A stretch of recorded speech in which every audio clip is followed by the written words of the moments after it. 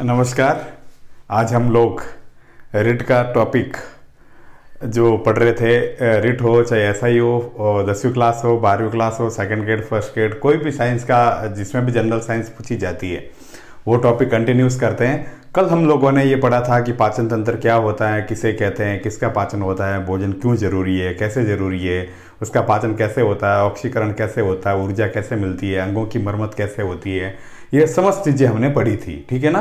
अब हम लोग पाचन तंत्र शुरुआत करते हैं और इसकी जो कुछ चीज़ें और बच गई थी वो बेसिक चीज़ें आपको और बताते हैं, और फिर उसके बाद वापस अगला टॉपिक, अगला एपिसोड स्टार्ट करेंगे। तो एक तो ये चीज़ आप ध्यान रखना, मतलब कि भोजन की अगर कभी आपसे अवस्थाएं पूछ ले, मतलब ठीक है ना, कि भोजन की विभिन्न अवस्थाएं बताइए, मतलब तो ये अवस्थाएं ऐसे याद रखना आप लोग विभिन्न अंगों में, कि एक तो बोलस, सबसे पहले भोजन की अवस्था होती है बोलस अवस्था में। बोलस से जाता है भोजन कायम अवस्था में। पाचन में वैसे आपको और पढ़ाएंगे ढंग से, फिर भी जब एक बार ऐसे शॉर्ट पॉइंट में याद आ गया मुझे तो मैं आपको पहले बता देता हूँ। कायल, तो बोलस यानी बोलते किससे हम, मुख से। तो ये ध्यान रखना, मुख में भोजन की जो रससी अवस्था होती है, पेस्ट बना हुआ, वो बोलस अवस्था कहलाती है।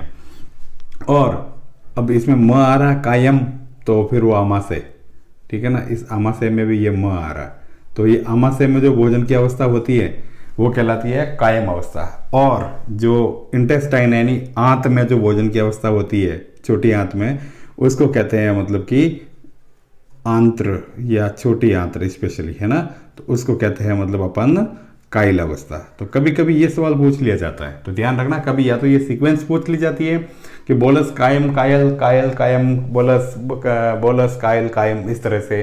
कभी ये अंगों को ऐसे तिरछा देकर पूछा जा सकता है कि बोलस किस फेज में, ये ऐसे वगैरह ऐसे, है ना। तो ये एक चीज़ ध्यान रखना आपको, बीसीसीआई है ना, बीसीसी है ना, तो बीसीसीआई से आपको ऐसे बी से मुख हो जाएगा, सी से कायम से क्या कहते हैं अपने को अमा से याद आ जाएगा, और कायल से आई यानी इंटेस्टाइन आंत याद आ जाएगी। तो ये एक याद रखना। एक सवाल कभी कभी आ जाता है आपके कि भोजन की प्रवस्थाएं कौन कौन सी होती है, फेजेस, ठीक है ना, प्रवस्थाएं कौन कौन सी होती है भोजन की, तो वो प्रवस्थाएं बता देते हैं आपको कि भोजन किन प्रवस्थाओं से होकर गुजरता है शरीर में। तो ये ध्यान रखना। हम सबसे पहले करते हैं अंतर्ग्रहण, है ना, अंतर्ग्रहण, अंतर्ग्रहण, तो इसको इंजेक्शन कहते हैं, INGESTION। फिर होता है इसका पाचन। तो पाचन को हम लोग क्या कहते हैं भाई, अभी ऊपर नाम लिखा हुआ ही है, पाठ का ही, डाइजेशन, ठीक है ना, पाचन। फिर इसका क्या होता है भाई, अवशोषण, अवशोषण, तो ये भी याद रखना, अवशोषण। तो अवशोषण को इंग्लिश में क्या कहते हैं, एब्जॉर्प्शन, ABSORPTION। एक फिर इसके बाद भोजन का होता है श्वांगीकरण, ठीक है ना, मल वाली प्रक्रिया और उसमें जो भी जल वल का सोखना, श्वांगीकरण, इसे बोलते हैं एसिमिलेशन,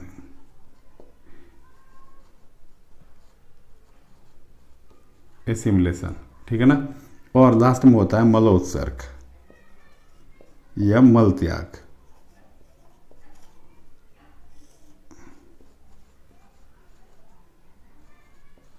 डेफिकेशन, ठीक है ना। और हाँ, एक पॉइंट याद आया, कभी आपसे ऐसा पूछ ले कि मतलब मल को हम विष्टा भी कहते हैं, ठीक है ना, मल को हम क्या कहते हैं, विष्टा।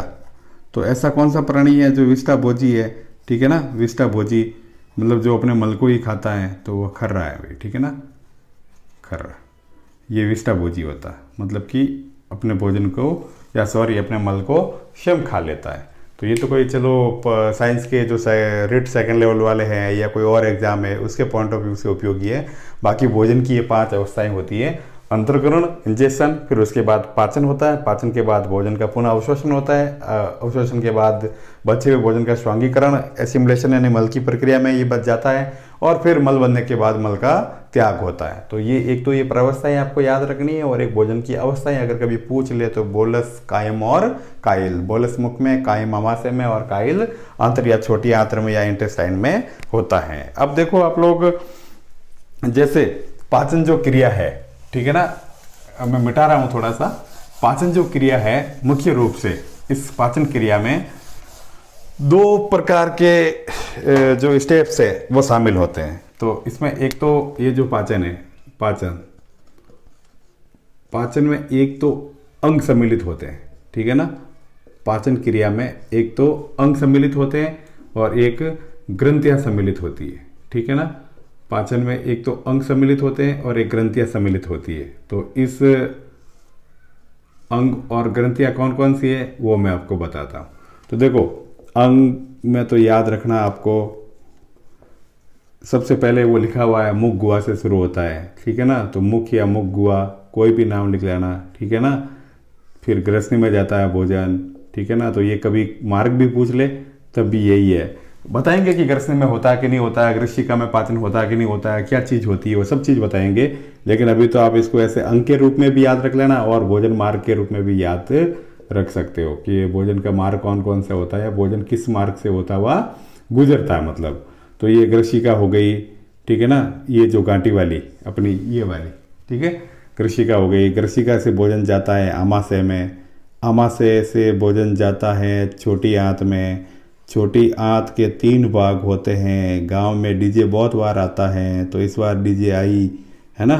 तो ये ड्यूडोनम, जेजुनम और इलियम। फिर जाता है भोजन बड़ी आंत में। बड़ी आंत से बड़ी आंत में भी वो इसके 3 भाग होते हैं, CCR, सिकम, कोलन और रेक्टम, मलाशय तक। मलाशय से होता हुआ फिर मल द्वार के द्वारा भोजन को बाहर त्याग कर लिया जाता है। तो जब अगर अंग पूछे आपसे मतलब तो ये चीज़ है, या भोजन का मार्ग पूछे अगर मतलब पाचन का मार्ग पूछे तब भी यही है कि मुख गुहा, फिर ग्रसनी, ग्रसिका, आमाशय, छोटी आंत, बड़ी आंत, और जैसे फिर मलाशय से होता हुआ गुदा नाल के द्वारा, मल द्वार के द्वारा भोजन बाहर निकाल दिया जाता है। तो एक तो ये अंग काम आते हैं पाचन क्रिया में, है ना, पाचन क्रिया या पाचन में एक ही बात है, ठीक है ना। और एक ग्रंथियां 3 काम आती है, ये ध्यान रखना थोड़ी सी, है ना, कि भोजन के पाचन में जो सहायक ग्रंथियां हैं, एक तो लार ग्रंथियां होती है भाई, ठीक है ना।